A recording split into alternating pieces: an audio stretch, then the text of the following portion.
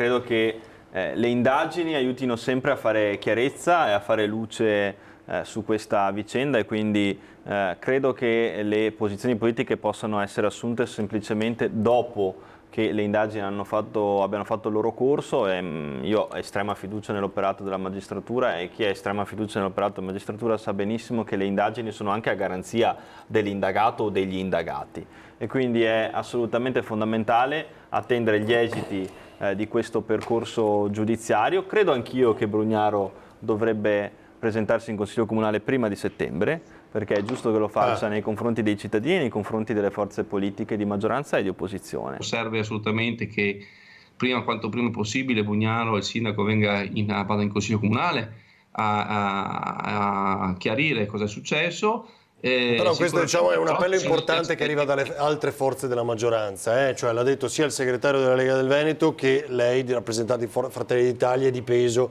in Consiglio regionale. È la posizione ufficiale del partito. C'è anche un comunicato stampa del senatore Raffaele Speranzon, che è di Venezia, che a nome di tutto il partito ha comunicato che noi ci auguriamo che riesca a dimostrare la estraneità a questi fatti contestati, ma che allo stesso tempo sia necessario che il sindaco torni in aula in Consiglio Comunale a quanto prima chiarire questa situazione.